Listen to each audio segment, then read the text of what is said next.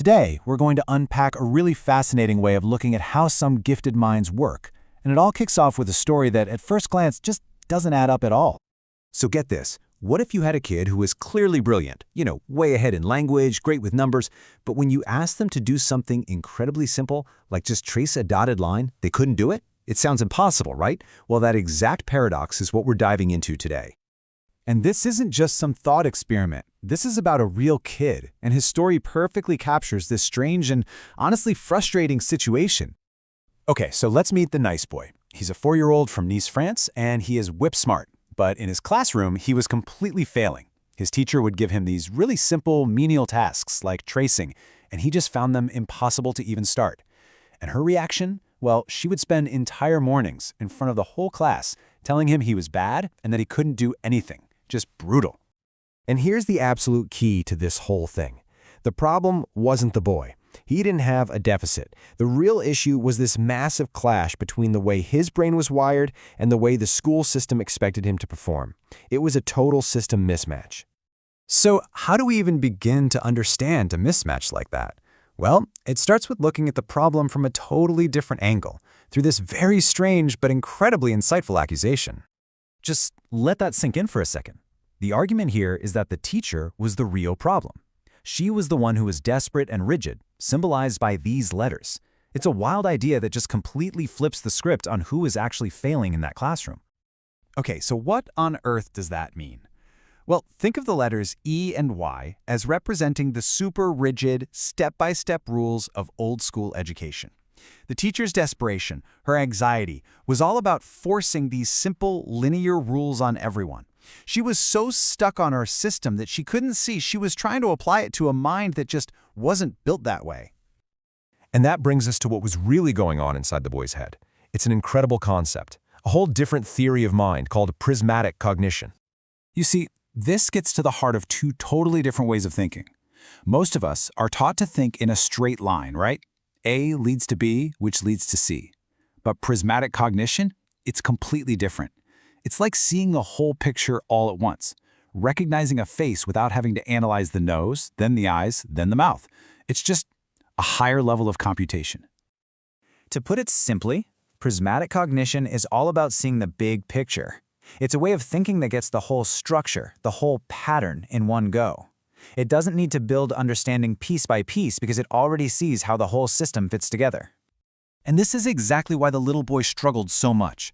A prismatic mind is constantly matching what it sees to these huge internal libraries of patterns. It can understand a word without every single letter because it recognizes the overall shape. But here's the catch. A mind like this needs complexity to get going. A simple, boring task like tracing a line offers no pattern, no structure, nothing to grab onto. It's like asking a supercomputer to add 2 plus 2.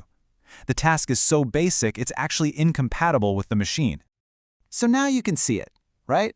This fundamental difference created this inevitable collision course in the classroom. It was a battle between what the system wants and what this particular learner truly needs. I mean, look at this. On one side, you have the system, and it wants simple compliance. It wants kids to follow the rules, do sequential tasks.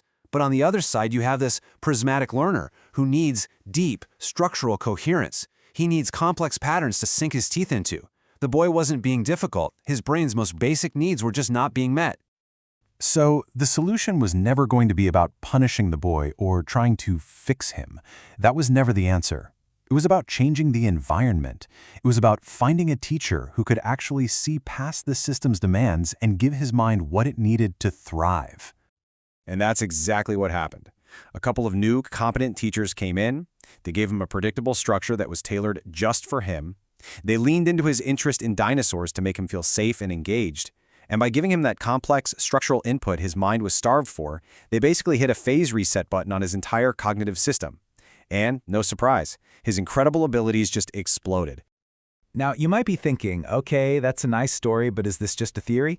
Well, it turns out neuroscience actually backs this up. There's a phenomenon called prism adaptation, where studies show that when you give the brain weird or challenging new sensory input, it literally reorganizes itself to make sense of the world. Key parts of the brain recalibrate. It's proof that the brain is incredibly flexible, and it's a perfect parallel for what happened with the boy. You change the input, you change the environment, and the brain adapts and unlocks its potential. So let's zoom out for a second, because this story, it's so much bigger than just one boy. It's really a call to action for all of us to rethink how our educational system is built from the ground up. This is really the bottom line. The goal shouldn't be to fix kids or force them all into the same neat, linear box. The real challenge is to build educational systems that are flexible enough and smart enough to actually support all the different ways that human minds can work. So what does that look like? It means using teaching methods that embrace complexity and patterns. It means training our teachers so they can spot these different cognitive styles. It means designing personalized curriculums. And maybe most important of all, it means creating an environment of emotional safety where a child is never, ever punished for how their brain is wired. And that leaves us with one last really critical question. The nice boy, he got lucky. He found people who could help him. But it really makes you wonder, how many other brilliant pattern-seeing minds are out there right now being called bad or incapable, all because they're stuck in a system that's a little too much like that desperate E?